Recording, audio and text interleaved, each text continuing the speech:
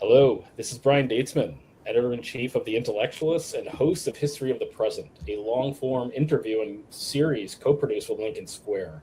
On this program, we are examining the forces reshaping our world, whether it's democratic erosion, AI, robotics, the new space race, climate change, inequality, and the changing relationship between power, technology, and freedom.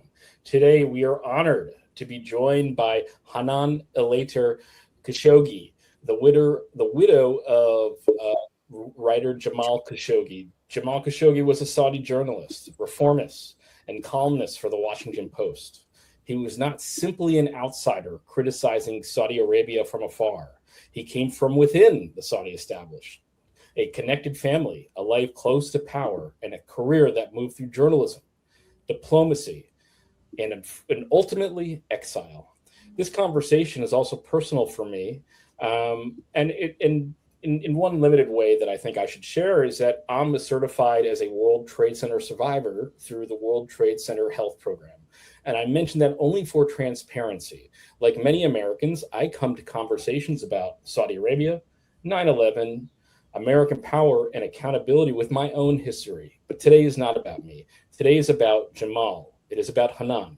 It is about memory. And it is about what governments reveal about themselves when power is asked to answer for a human life. And before we begin, I'd like to play a short clip of President Donald Trump in 2018. In this clip, the President of the United States, then in his first term, when asked if he agreed with the assessment of the Central Intelligence Agency, saying that Saudi Arabia, in effect, murdered journalist Jamal Khashoggi, again, a man who wrote for the Washington Post. The President of the United States deflects and claims and suggests the CIA is wrong. The president tonight deciding to side with Saudi Arabia at all costs. If we abandon Saudi Arabia, it would be a terrible mistake. Questioning the CIA's conclusion, reported by NBC News, that Saudi Crown Prince Mohammed bin Salman ordered the murder of Washington Post writer Jamal Khashoggi. They have nothing definitive, and the fact is, maybe he did, maybe he didn't. Saying to him it's all about keeping oil prices down, arms deals, and countering Iran. Trump is saying the other things we get from Saudi Arabia are more important than establishing the culpability for the murder of Khashoggi. But while the president claims $450 billion in Saudi deals, they've promised only $14.5 billion. And the Secretary of State, asked about Khashoggi's death affecting Saudi relations, said, "It's a mean, nasty world out there. They're an important partner of ours." Mike Pompeo also ignoring the CIA he once led. Tonight, top Democrats calling it a stain on our democracy and vowing to block arms sales to the Saudis. And this warning Sunday from Republican Lindsey Graham. When it comes to the Crown Prince, he's irrational, he's unhinged, and I have no intention of working with him ever again. Tonight, Khashoggi's employer, the Washington Post, calls the president's response a betrayal of American values of human rights. Lester? Andrea, thank you. Hey, NBC News fans, thanks for checking out our... And so, Hanan, thank you so much for being here. We just watched this report from 2018 when President Trump questioned the CIA's report asserting that the Crown Prince Mohammed bin Salman ordered the murder of your husband. Let me ask you this. How does it make you feel seeing that clip all these years later in 2026? First of all, thank you very much for remembering my husband. It's 8 years now for his disappear, and to have someone interested in him and remembering him, that's something great for me. This clip is open a very deep wound, did not heal yet. The answer from President Donald Trump in the first presidential, before he left the White House and he came back again, I can give him an excuse because it was a lot of confusion when Jamal disappeared. It was denial all the time from the Saudi authority. It took time to gather a lot of information, which is appear and relieved later in President Joe Biden administration. I'm talking about the intelligence report being released in beginning of 2021. regarding Mr. Mike Pompeo, I was very upset and devastated when he is in his book have a chapter about Jamal, and it is look like he's justifying the crime. Mr. Pompeo was saying Jamal is controversial person, and he's saying his Muslim Brotherhood, regardless what is your background, your belief or ideology, it does not give anyone a right to take your life away. I'm talking about Jamal. If they don't agree with his performance, his opinion, it does not give them an excuse to do a horrible crime. You mentioned September 11, sir. I believe strongly, not because I love my husband. I believe the impact of killing my husband is like September 11th, and the act is being happened by 18 Saudi agent by kidnapping, torture, and killing. This is a terrorist act, in my eye. Let me go here. I mean, my understanding doing research for this interview is that you're a native of Egypt. Is that correct, Hanan? I born in Egypt. I grew up in United Arab Emirates, where I lived most of my life, and I was working as a cabin crew for more than 20 years with Emirates Airlines. How does that clip and that your understanding of American democracy clash with maybe what you grew up with? I still believe in American democratic. I still believe in a Western democratic, and I respect it. And I respect the resistance from wherever who coming up and speaking up and objecting about some of activism from administration. That's make me proud. What I'm disappointing, neglecting my husband tragedy and go on with a business deal, selling weapon, and as if nothing happened, and avoiding to meet me or to speak to me. Even I did approach the administration, and I believe strongly President Donald Trump and his wife can play a big role in this tragedy, and they can help to show the world they saving the value of democratic and human rights, and in another hand they can continue with a diplomatic relation with Saudi Arabia, with the economic relation, with the political relation, and with everything. They can have both if they wish. Let's start at the beginning. Who is Jamal? Jamal is a great man. Jamal Khashoggi is a brave man, transparent man, always a stable man. What I can share with you, Jamal Khashoggi is a kind of person, you sit with him, you absolutely have a different view from what he believes, with ideology, with politics, with any opinion. And I promise you, you walk away with a smile and you want to see him again. And very rare you find someone who's stable and have this personality. That's why we matched together. He was for me like Adam and Eve, because he's exactly, we was like a twin. Jamal Khashoggi care a lot for his country. Until last minute, he wished to go back to his country. He chose to be here in chosen exile. He's not been forced to be in exile for a dream to speak up and advise. He was only asking for a freedom to speak up and advise his country, because he saw it as his duty as a well-educated person, he and a couple of his friends from Saudi, and they don't want to keep quiet until the country being bankrupt. If he's going in a wrong direction and doesn't listen to their own people, well-educated people like Jamal Khashoggi, like Assam al-Zamil. Jamal Khashoggi, in a term of journalism, he was very transparent. Whatever he tell you in a meeting, on conference, in a TV, he will say it between the four walls in our house, the same opinion exactly. In another side, as a husband, and he was absolutely kind man, great man. And I'm lucky to be with him in his deepest, difficult time in his life, last 2 years of his life. This is what I can tell you. And, Hanan, thank you so much for that. What are some things you mentioned? The former Secretary of State, Mike Pompeo, said things that were probably very much out of context about about Jamal, about your husband, particularly his history. And without explaining the context of the errors that your husband grew up in, was born into, and lived through, you can't really understand the full story, his maturation process in terms of when he was a younger man. And by the end of his life, you see this sort of very much reformist. He loves Saudi Arabia. He wants the people in the Arab world broadly democratic. He sees a role. He's a proud Muslim, right? All of these different things, right? My question is, what is the biggest misunderstanding people have about your about Jamal, about your former husband? Are you talking about the Saudi authority? No, just in general. I mean, in general, because unfortunately, after his passing, there were American officials who said unkind things about him for the purpose of basically giving them an excuse not to do anything about what happened to him. Yeah, go ahead. Sorry. And so I just wanted to give you the opportunity to rebut that, right? About what Mike Pompeo may have said, what others may have said, that really, if you look at the facts in context, actually kind of rebut what he was claiming.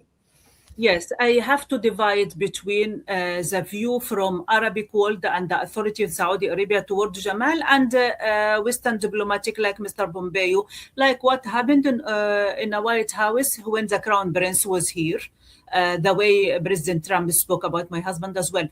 I believe strongly most of the Western politicians been misinformed from our dictator in Middle East, all of them. I'm not talking about a specific person. We have a variety. It is very rich in Middle East, unfortunately, with a lot of different kind of dictators, sir. Unfortunately, that's why I ran away and I'm living here in the United States. They been misinformed, most of them. And if I have the opportunity to meet anyone like President Trump or Mr. Pompeo or Mr. Lindsey Graham himself, Mr. Lindsey Graham himself, I saw in your video, initial video, he's talking opposite what he's doing now. Mr. Lindsey Graham is very close to the Crown Prince now, and we approached him. My lawyer approached him. He did not welcome me yet. What do you think of that? What do you think of that, Hanan? Because the Senator Graham, a Republican of South Carolina, he always presents himself as sort of pro-American. He's anti-9/11, anti-terrorism. And that clip suggested that he really believed that he wants to help you. Yet what you're saying here is that he did the opposite. How does that make you feel? It's give me a feeling there is something missing there. There is misinformation because of the language barrier. He doesn't speak Arabic. He doesn't know more insight. And Jamal, he did write in English in last few months of his life. He's not very well known to the Western politician, I have to say. He's well known to the journalists, to the academic people, but not for a politician. If I have an opportunity, and I would love to meet with Mr. Lindsey Graham and to introduce the real Jamal to him. This is about the Western side, who's been, some of them having unkind opinion about Jamal.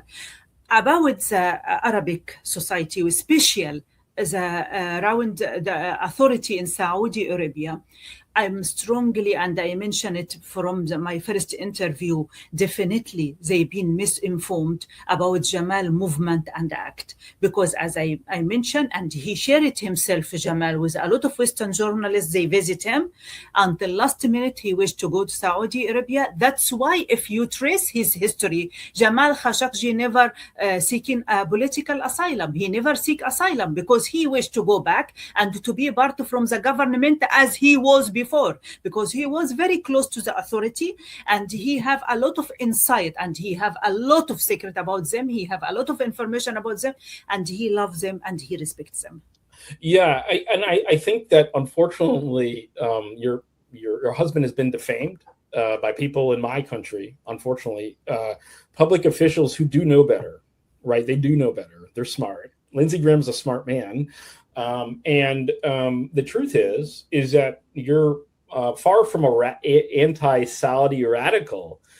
Your husband loves Saudi Arabia. if anything, he wanted the best for the people of Saudi Arabia, and his criticisms of the Crown Prince were not treasonous. They were, in fact, he just wanted to make the country better.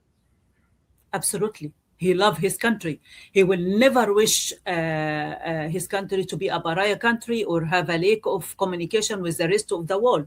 He was faithful to the crown. He was faithful to his country. And he himself said many times, if you trace any of his interview after he's run away in the middle of 2017, regarding the right wing who's against Saudi Arabia, and the way they look at Jamal, I really wish I have the space to explain more. And I'm looking forward. And even I'm looking forward to speak and to give my witness in the Capitol Hill, if I can. Because there is a lot to share. There is a lot of information missing. And they shutting the down and ear and the eye to hear everything. And Hanan, let me just ask you, my understanding is Jamal was a devout Muslim. And Islam was very important to Jamal. What does that mean? Because obviously majority of Americans are Christian. A lot of people don't have any faith, and it's sort of, it's different religiously than maybe the Middle East. What does that mean? What are some basic values? Because we have people here from different faiths. We had a man who talked about the Catholic faith, talked about what it meant to be a Catholic man. For Islam, what were the values that he believed in and lived?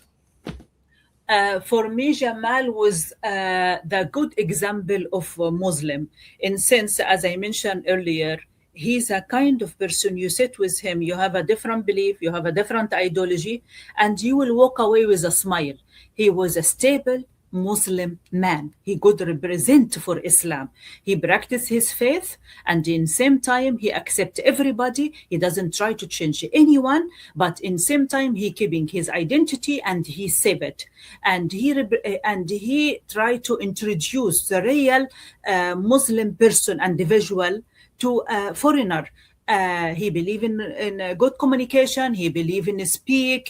He believe in all of these value, which is from Islam as well. If you study Islam, sir, and Sharia in law, it is talking about democratic. It's talking about human right, woman right, and which is not being practiced there because they kind of Muslim country, but they away from Islam.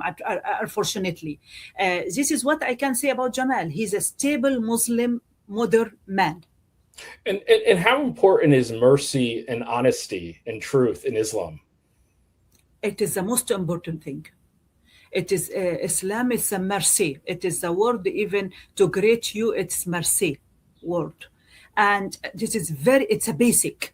And in Islam is saying if you kill an innocent person, regardless his religion or his faith or whatever, innocent person, you kill him without any reason, as if you kill all human being. Right. Yes. Right. So the Quran takes it very seriously. These sorts of things. It is. Okay. Now, part of this too is that's kind of, I think adds to maybe some mystique, if I could use that word, is that Jamal wasn't an outsider. Okay. He came from within the Saudi world. And so my question, Hanan, if you can answer this, is how did someone who really did begin close to power also become one of its most important critics and reformers as well? What happened when the crown prince, he climbed to the throne and he became the crown prince? It is a new generation. It's a new mentality. It's not the mentality and generation Jamal used to be involved, like Turkey Faisal, the ex-ambassador in America, and he was the chief of intelligence, Saudi intelligence. He's still alive. God bless him. Jamal used to deal with this old generation with different mentality, with different tolerance as well.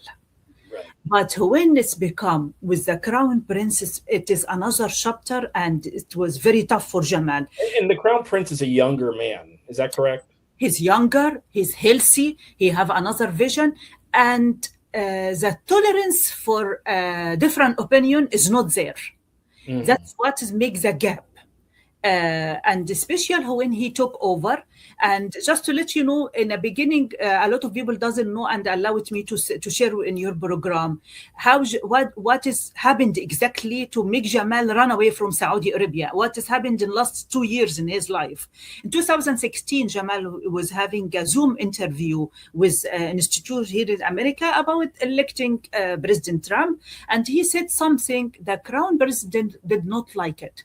He gave an order, the authority gave an order to put him under house arrest. This is in the end of 2016. Jamal. Jamal, so you're saying your husband criticized the president of the United States. And again, your husband, Washington Post, right? So he's writing it. So he's with the Washington Post. So he writes about politics, right? And he criticized, I guess at the time, candidate Trump. And so at home, so then the Saudi authorities said, don't do that, right? We don't want that because this guy, who knows, he could be president. I'm assuming something like that. This is before, I'm talking about before he write in the Washington Post, before his exile. This is, it was out of nothing. He having an interview, Zoom interview. He's saying he was not criticized President Trump. He was not against him. But he's saying we quite scared from the right wing to be in the power in White House. And the Saudi authority did not like it because always, just to let you know, share with your audience, everybody in Middle East, the Arabic speaker, look to Jamal Khashoggi, what he's saying, and they realize he's saying the opinion of the royal family because he was so close to the royal family. And everybody was waiting for his speech to know what is inside. And what happened when he said such a thing in this interview in 2016, the royal family did not like it. They put him under house arrest until the summer of 2017. Then he ran away to America. Then they invite him to write with the Washington Post, and he seeks the help from some Washington Post writer because Jamal Khashoggi used to speak English well, read well, understand well, but writing for a Western society, it was another issue, it was another challenge for him. That's why he was using some of his colleagues in Washington Post to help him with the English writing. And, I want to stay with this for a moment because I think it helps people to understand that Jamal was not simply a journalist.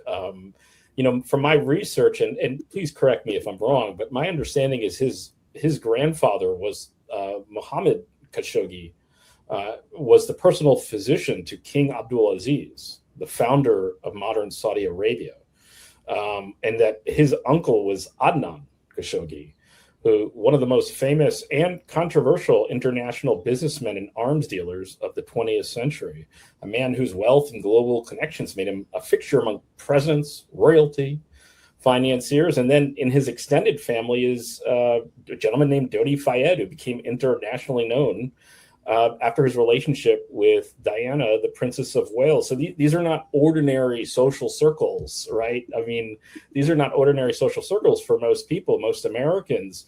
And why I'm bringing this up is because do you think Jamal's criticism of Saudi Arabia or discussions of Saudi Arabia, which some people may have perceived as criticism, do you think the reason he angered Saudi officials so much is because he was essentially from the inside and he knew what was going on?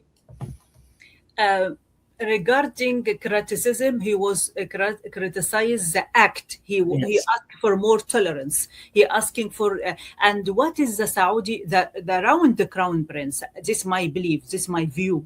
The cycle round the crown prince did feel fair and scared from the impact Jamal being heard, Jamal well spoken, Jamal being welcomed. Because there's personal ties with the this is long history. Yes, but I will correct some of information because some information is not accurate. Sorry, forgive me, is not accurate there. They got scared and intimidated with his welcomed and well heard. The person well spoken, stable Muslim, and he was inside this establishment. Let me say the establishment of the royal family. First of all, the Jamal Khashoggi family, it is Turkish, is not originally Arab. It was a Turkish doctor. He came to look after King Abdulaziz Al Saud. Adnan Khashoggi is a cousin of Jamal. He's not his uncle. Adnan and his sister Samira, the mother of Dudi Al Fayed, they are cousin of Jamal. And Jamal was not very, he respects his family, he loves his family, but he does not agree a lot with Adnan act. Sure. Because Adnan have a different style of... And there is a reason why I bring up him, because it goes to, and Adnan, and I don't want to go too far in the future, but basically Adnan is a very important character in the Cold War. Yes. And knew the Republican elites, the Bush family. And so, I just want to make clear that Jamal was not some outside lone wolf. He was very much in a power center. Absolutely. Very much so. But he always have his own character and his own way and his own personality, which is quite far from Adnan Khashoggi. With the respect, he loved his cousin, Adnan. He loved Samira, the mother of Dudi Al Fayed, and he loved his family, Khashoggi family. But he have his own image and his own character. And I think that's why I fall in love with him. The way he behaves, the way even you mentioned many times, and everybody know he was so close to the royal family. He's so close to high rank in the country. And everything was going smooth for him in his country. You know, sometimes when you're close to power, people help you, and wherever you go to government office, wherever you go somewhere, people will help you just because you are well-known person and they're very well connected. But Jamal chose to leave everything like this and come to America to save his opinion and his vision. And this is value a lot for me. That's why I stood up with him when he decided to be in exile. I become like advocated him, like a lawyer for him, speaking up in my social media, talking to journalists to write about him and to give him a support, moral support. In fact, I distribute his telephone number to 5 people, very important in a different field from Arabic world. One of them is the advisor of Prince Tamim of Qatar, just to speak to him and to give him a motivation, because Jamal was not sure about his step when he ran away. Yes, I confirm he was very close to this establishment and the high-end society in Saudi Arabia, but he still chose to stand for his opinion and his value. And let me ask you. I mean, you talk about corruption, and you were talking about corruption, dictatorship in the Arab world. In the United States today, for instance, we have what I think many probably would call court politics, and what that means is that right now, because of the Republican majorities in the House and the Senate, essentially they're rubber stamp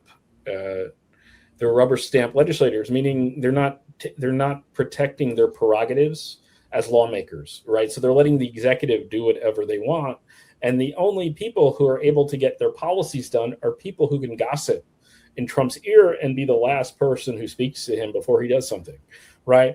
And I'm curious, now that we're seeing this dynamic play out in the United States, how does that make you feel? Because you've seen this dynamic kind of play out over in the Middle East now. I'm still so proud of your democratic here. You managed to bring everything out. You managed to bring Epstein scandal out. If it's in Middle East, everything will disappear. We will hear about it 50 years later, sir, and with a lot of currency and not accurate information. But I'm so proud you're resisting, and regardless it's Republican or Democratic or whatever side, I'm so proud to see people demonstrating in the street, and you can go back home safe. No one will kidnap you, torture you, and cut you to pieces, and you disappear, your body disappear. I'm still proud of your value. I'm still proud. Yes, there is like a test now going on. There is like a difficult exam, American history going through in this time. But I'm happy with what I've seen from all sides. There is movement. There is a media speak up. There is a file being open. There is some kind of transparent. You pushing the things and you are safe. You still alive. You know what is the meaning. You can speak up in your social media and you go back home safe, sir. That's something great for me, sir. In Middle East, I cannot even breathe. I cannot even breathe. I've been put in under house arrest twice after I got engaged to him, after he been killed.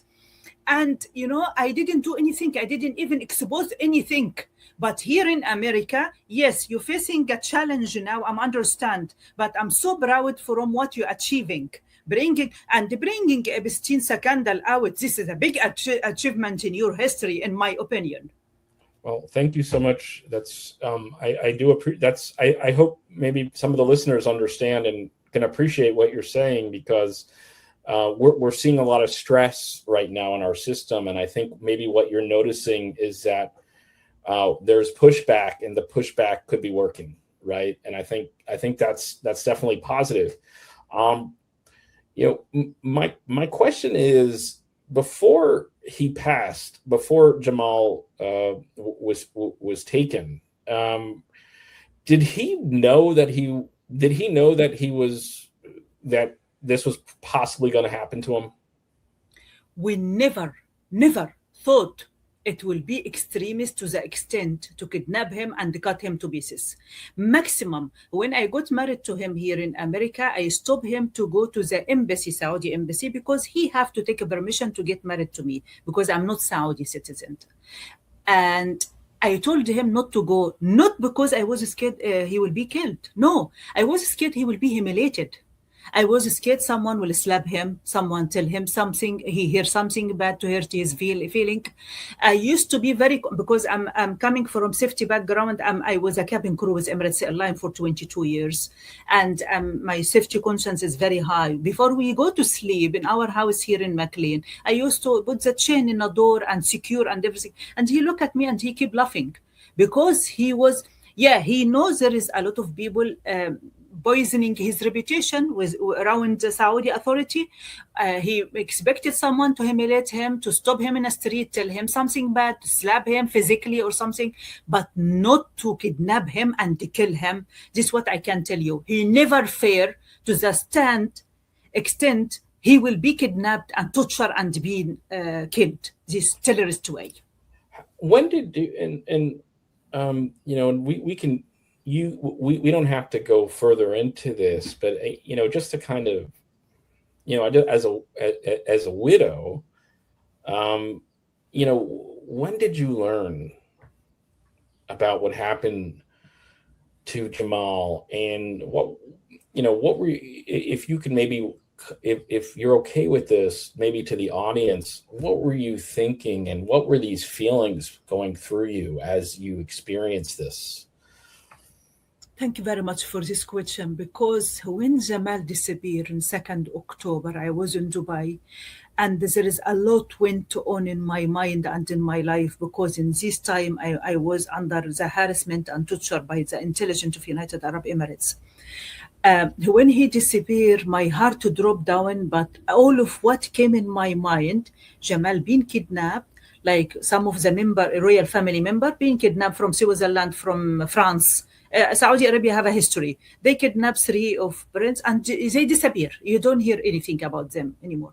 This is what came in initially in my mind. It took me a long time, Mr. Datesman, to really digest and understand I will not see him again. And they killed him.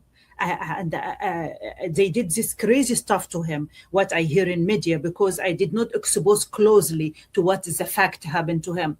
But what I can share with you, it was the most terrible thing, and still going on in my life. For 8 years I'm living in it, because I couldn't believe they just make a trap for him in the consulate, bull him and do all of this horrible stuff, because Jamal was more simple. If they visit him in his house or in America and tell him, come back to, he will go with them. It will no need to all of this horrible crime. I cannot describe to you how much it was tough until they admit it, because they took time to admit it. They did not admit it in the beginning. And Hanan, you said you were tortured. Americans have a hard time understanding what that means. What does that mean to be tortured by security officials? By intelligence of United Arab Emirates. I got to engage to Jamal in the first week of April 2018. 21st of April 2018, I was coming back from my flight to Toronto. I've been taken by the intelligence agent. I've been tortured. I've been integrated. I've been put in under house arrest. They put me under house arrest from 21st April 2018 until 5th May 2018. After Jamal disappeared, they continue to torture me, harass me, and intimidated me, threatened me for my life, my family. My family was blacklisted. They cannot get out of United Arab Emirates. They cannot fly out of United Arab Emirates. And in 2019, they tried to force me to have an interview in January 2019 with Al Arabiya channel, belongs to Saudi authority. And when I refused in January, they put me under house arrest. They interrogated me. I coming back from my flight in February 11 to Birmingham flight in 2019. I've been taken in front of my colleague. They took in my document and they put me under house arrest for 2 months, no salary, nothing. My family blacklisted. I've been tortured mentally and physically until I did run away to America in 2020. And my lawyer advised me, no, you're not going back. That is because I reached to the stage I cannot sleep, and I was imagine if I close my eye in Dubai, I will have them beside my bed. I will have some man Emirati intelligent beside my bed. Every time I'm landing to Dubai, I have the feeling they will take me. And every time I'm landing to Dubai, I delete all the app, have any communication with me and Jamal, because they spy on me. They used Pegasus, they used Celebrate from far distance. And when they took me first time in April 2018, they infiltrated, they put it manually as well. We have a report from Citizen Lab. And what is Pegasus? Pegasus, it's spy tools, can basically live with you. Basically, they got my husband through me. Unfortunately, what they did, they spy on me since 2017, way before he been killed.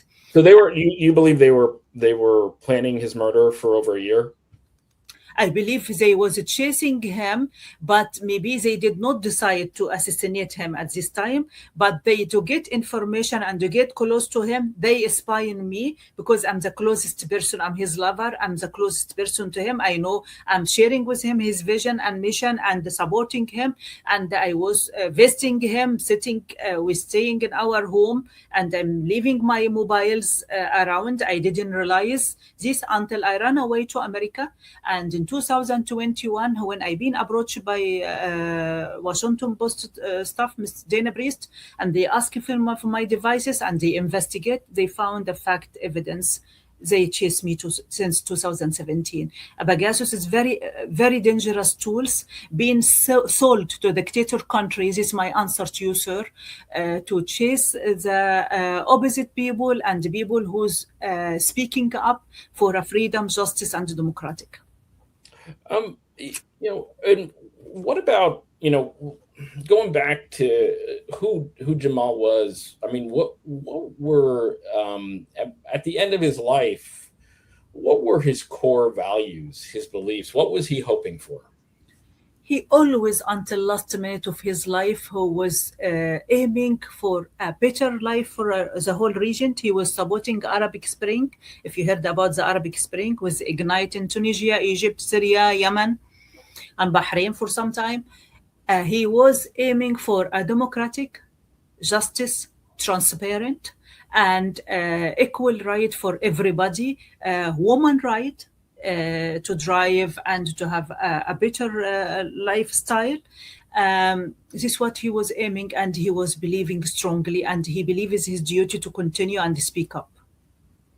And how do you think the sort of complicated relationship between Saudi power and U.S. regional interests complicate justice in this instance? I'm quite disappointing now because I feel there is some part is missing here, which is the value of human right and justice. It's been neglected. it's kind of we going on. I'm talking about the Western society, USA and Europe as well. We going on with sport deal, with entertainment deal, and with economic deal, with political deal, but we neglecting the fact of Jamal Khashoggi tragedy. There is no transparency. There is no justice happened yet. I'm not being compensated. I'm not being well looked after, and they just neglecting and destroy my life. My family been apart in different countries till now, and I'm still suffering. They destroy my life.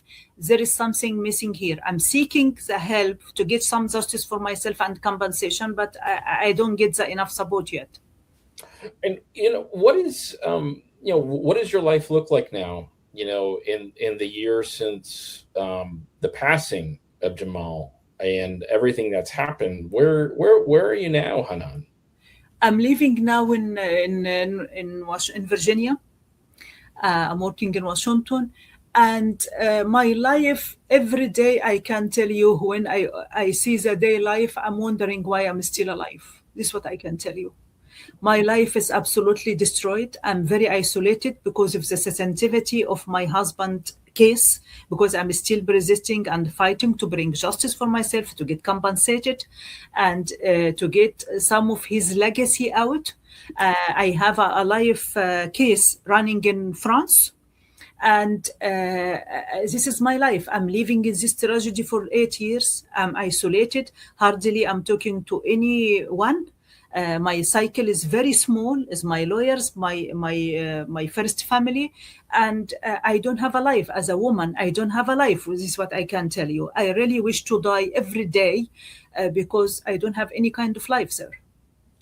What would and let me ask you, what would be justice for you, Hanan? Justice for me, it have to be taken full accountability.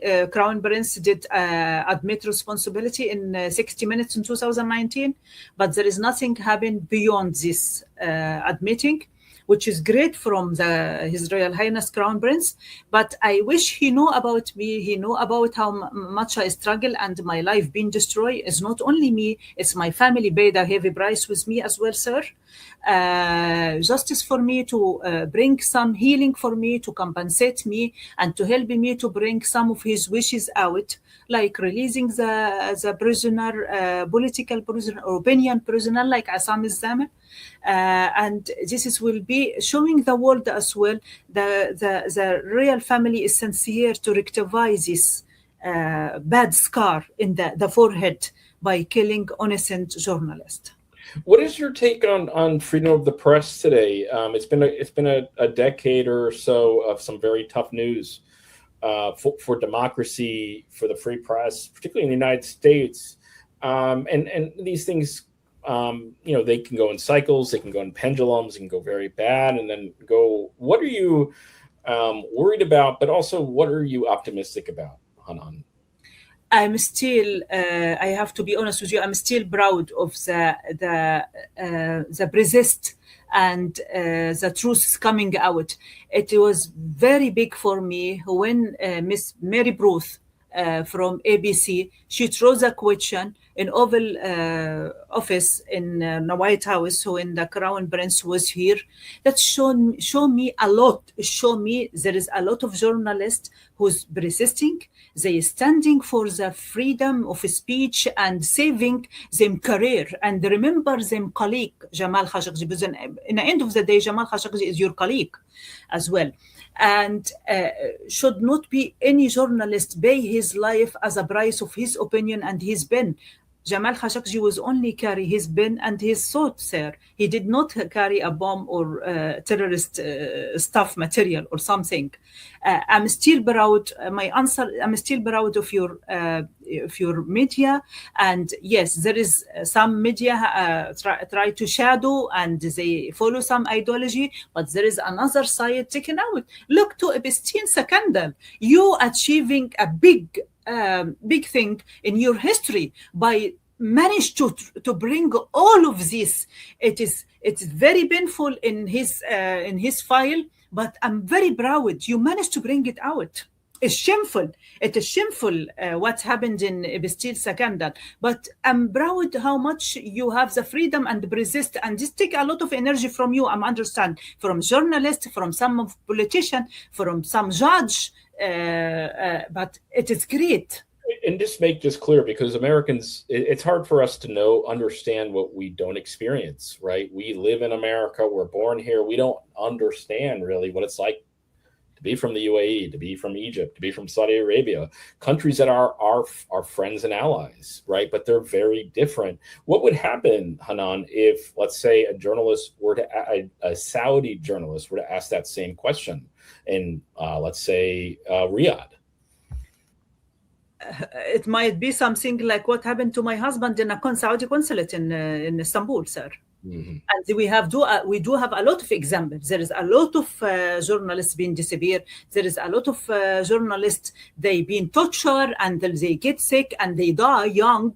And there is a lot of examples, shameful example. And I hope this chapter from the history change and to be like here, like you speak up. By the way, I had the privilege only not to expose to what happened in Middle East, because I did fly for 22 years and I land everywhere, sir. I land in 6 continents, and I saw what is the difference between the freedom and value and transparent. And I still really highly respect the value here of media and the justice as well. I'm very proud for what I see here in the United States of America. It's very interesting to hear your perspective, because so often, so often in these interviews, we're hearing from almost very Western American centric, who really only know sort of what they know from what they grew up versus now. And so maybe hearing it from a perspective of someone who didn't have, frankly, the opportunity to live in a society where you could question power, where you can sue someone in open court, all these things that we sort of take for granted as Americans because we don't know any difference, right? It's very powerful to hear that. Yes, I understand. I wish the American citizens, American individual and public people, they understand how much value they have, and I wish they continue to save it, because I'm very proud of it. Regardless how much you're going through a tough time now, but you will go over it and you will maintain your value, which is I'm proud of it. In preparing for this interview, I reviewed Jamal's writing vis-a-vis the obviously Israel and Palestine, and my understanding is that he was hoping for a just resolution at the end. That in the end, they're going to have to get along. And obviously, there's a lot of history there. There's a lot of emotion in this subject. And I'm not trying to steer the conversation necessarily towards that, but it's important to, because so often the Arab world is presented as a sort of monolith, right? That there's one opinion and it's very extreme. But I think it's important that we recognize that Jamal was very nuanced and had a more sophisticated, and unfortunately his views were not as known because of unfortunately what happened. But on this issue, he was hoping for a just resolution in the end. If maybe you can speak to that, I don't know if you can, but he was very peaceful man, and he was always supporting the right and truth, and he was transparent about it. Unfortunately, we lost him before all of this development came. We lost him in 2018. And it's very funny, just to let you know, maybe a lot of the audience doesn't know, Saudi Arabia put a condition to sign Abraham Court. The first condition, not to speak about Jamal Khashoggi case. And I'm telling them, until they settle, until they compensate. And what is the Abraham? Just so they understand, Hanan, because our audience might not know. What is the What were the Abraham Accords? Why is it called the Abraham Accords? Who are the people? So it was Trump's first foreign policy. It was probably considered one of his only foreign policy successes, because it actually helped bring together the state of Israel, I believe, with a number of Arab countries. I don't know all but part of this, and again, let's just return to you real back quick, is that the history is that my understanding is that we had a gentleman on who's an expert in these things and said that there was it wasn't 100%, but possibly a 50% chance that Saudi Arabia and Israel would possibly normalize relations, which would have been a sea change for the Arab world before October 7th, 2023. So let me just go back so people understand the context of the Abraham Accords. Yeah, you explain it. You already explained it. Yeah, basically, it's trying to normalize the relation between Saudi Arabia and Israel. And the funny part to see you and your audience, how much Saudi authority disturbed from Jamal Khashoggi case and want to bury it without rectifying and doing something for it. They put a condition. They will not sign Abraham Court. They asking American authority to stop criticize them over killing Jamal Khashoggi. And I'm telling them this file will never be closed until there is some justice for me, because I'm the second alive victim. Basically, he was the first victim and I'm the second victim. And they didn't do anything toward me, apart from using them alliance, United Arab Emirates, to torture me, to put me under house arrest and to destroy my life. And let me ask you, I mean, what would, again, I don't know how these things work. I'm not from the culture. I'm not a Muslim. How would it, hypothetically, how would an apology even work in this case, given all the sensitivities involved? What would that even mean? I'm just curious, Hanan, in how you would perceive that. Absolutely, it is like in any different what happened with the Le Corby victim, Banham, from getting the compensation from the Libyan Authority. What happened with George Floyd? We call it in Middle East, Saudi term, they call it diya. If they kill my husband and did all of this damage to me, they have to compensate me financially with an official apology, which they did not do it yet. And my lawyers did use connection with the American lawyer for the Saudi authority, and there is no movement. And the Saudi lawyer as well in Saudi Arabia, he just saying we sympathize with her, we feel sorry for her, and that nothing happened beyond that. It's just they neglecting the fact to rectify and do some assertive justice for me. And that doesn't stop me and resisting. They choose to destroy my life. I choose to stand for my justice for myself and my husband, and I will continue. This is what I can tell you. They have to give me something called in Islam diya, sir. And just so I understand, diya is actually, correct me if I'm wrong, but it's part of Islamic law, and essentially it's very similar to the U.S. concept of money damages. Basically, if someone, hypothetically, someone runs over your foot, again, not comparing, just so people understand, they have to pay something to someone. Obviously, this case involves this case involves a lot of dimensions, but the basic idea is that you're looking to be made whole, essentially, and that this is a concept that has basis in, I believe, in the Quran, if I'm correct. Now, let me ask you this: what made Jamal happy? What made him laugh? Oh. I was trying to make him happy a lot in the last few months of his life, because he was very depressed, because he loved his country. He did not like the fact he is running away and he's been isolated, and his family against his opinion. His first family, by the way, was against his opinion. They're not happy with his act.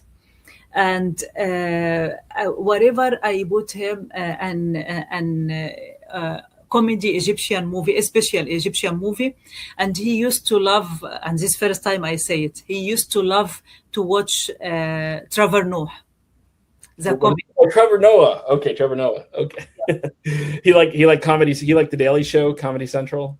He did not go, but we was care every night before he sleep. I make sure he watch some comedy, either in because Egyptians are very famous with sarcastic and comedy, and he love Trevor Noah. He used to watch him a lot. What about music? What about music? What did he have any? I'm curious. Were there any bands he liked? Anyone well known? It's all in Arabic. He love Arabic music. He do love Arabic music. He used to listen to some Egyptian lady. She's still alive, but she's older now. Her name is Najat, and he used to love hear her song. It has touched his heart. And I was trying to make him happy. I was trying to change the whole atmosphere around him and to give him a push and motivating and tell him, you are right, continue the way you are, Jamal. Hanan, if you want people to leave this discussion with one thing about your husband, what is it? I would tell them Jamal was a great, peaceful man.